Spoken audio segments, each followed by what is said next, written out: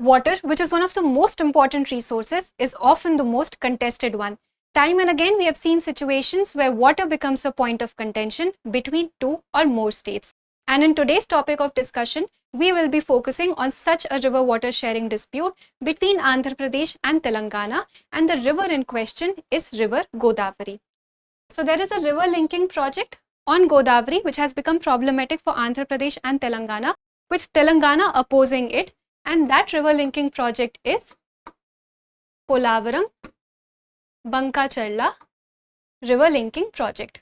So what do we do in river linking projects? We link the water surplus rivers with the water deficit rivers to maintain that water balance to feed the water scarce regions. So in this case, we are taking water surplus, like the surplus water from Godavari basin, and flowing it to the Krishna and Penna basins. So Krishna is a water deficit basin because Krishna falls on the rain shadow area of Western Ghats. That is the reason that it is a water deficit region. So we are taking surplus water from Godavari and we're moving it to Krishna basin and then finally to Penna basin to feed Rayalaseema, which is in Andhra Pradesh. And Rayalaseema is one of the most drought affected regions in southern India. It is one of the most vulnerable regions and it has time and again been severely affected with drought. In fact, the agriculture of this region has also suffered badly because of these drought conditions. So we have seen a 50% reduction in its kharif cultivation and 20% reduction in its rabi cultivation. So Rayalaseema is a water deficit region, and in this Polavaram-Banakacherla river linking project, we're taking that excess water from Godavari and we are flowing it into Rayalaseema to take care of its water needs. Now this river linking project, there will be a Polavaram dam, then there will be a link canal which will connect it to the Krishna basin and then finally to the Penna basin. And this river linking project is a part of something bigger, and that is the National River Linking Project. So there is a National River Linking Project which connects the water surplus rivers with the water deficit rivers, and it has two components. So the first component is for the Himalayan rivers. Here we link the Himalayan rivers. And the second component is for the peninsular rivers. So in the Himalayan component we have 14 rivers, and the peninsular component we have 16 rivers. So this Godavari Krishna River Linking Project is a part of the National River Linking Project. So this is what is happening in this river linking project. These are all good things, but then what is Telangana's objection here? So Telangana's objections are purely administrative in nature. For example, the first objection that it has is that Telangana was separated from Andhra Pradesh by the Andhra Pradesh Reorganization Act of 2014. And under that act, all the resources, the river water and everything had to be shared between Andhra Pradesh and Telangana. So Telangana has legal riparian rights or water sharing rights. So what is Telangana saying? It says that if there is surplus water in Godavari, that surplus needs to be shared equitably between Andhra and Telangana. Right now, all the surplus is flowing to Rayalaseema, which is in Andhra Pradesh. But Telangana is contesting that the surplus water should also be shared with Telangana, which is not happening right now because Telangana has legal riparian rights. Then any such resources or river water sharing between these two states has to be consulted. It has to be done in consultation with both the states, with the representatives of both the states. Right now, Telangana is saying that there was no proper consultation with Telangana on this matter.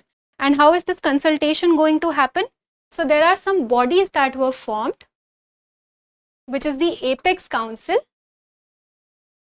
and River Management Boards. So these Apex Councils and River Management Boards have to take care of river water sharing between these two states, but these bodies do not meet frequently. In fact, the last time that they met was in 2016. So these bodies do not meet frequently. There are no proper representation from both the stakeholders, and no particular discussions are happening. So naturally, these things are creating a lot of chaos in the environment. All the decisions are mostly politically motivated. So these are some problems that Telangana is facing at the moment. And one more thing that's happening is that here the center has pledged to give 50% of the funding for this project that is way beyond the capacity that is provided under the FRBM Act. So under the FRBM Act, which is the Fiscal Responsibility and Budget Management Act, any state can borrow up to 3% of its gross state domestic product. But right now, the total budget of this project is 80,000 CR, and out of this 80,000 CR, center has agreed to give 40,000 CR as a fund. So this is way more than the 3% that is permitted under FRBM. So when Telangana had faced a similar situation where it had gone to center with a project that it was working on, which was the Kaleshwaram project. So this project was also on river Godavari, and when the Telangana went to center with the Kaleshwaram river project funding, the center did not give it more funds, did not allocate it more funds, citing FRBM limitations.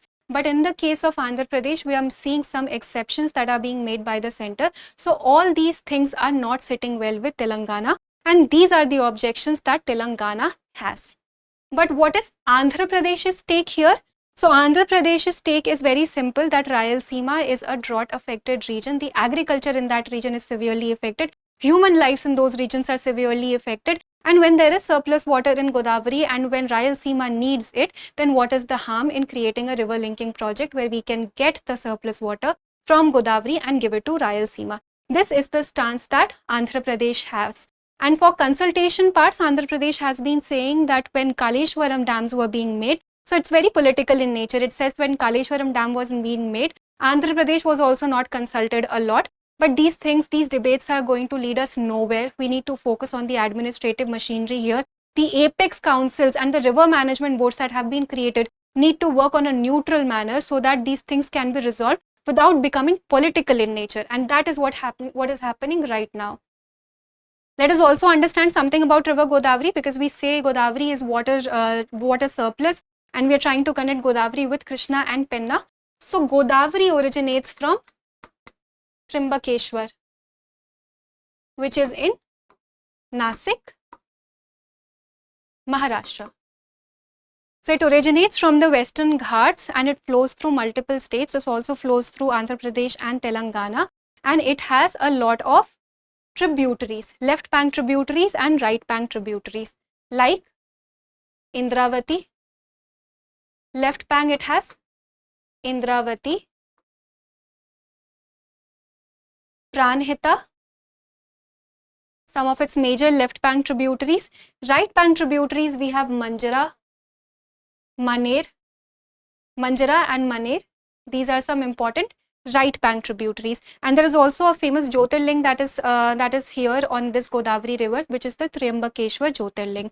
So these are some things about river Godavari. It is a east flowing river. It falls into the Bay of Bengal and it forms a delta on the Bay of Bengal, and it is a water surplus region.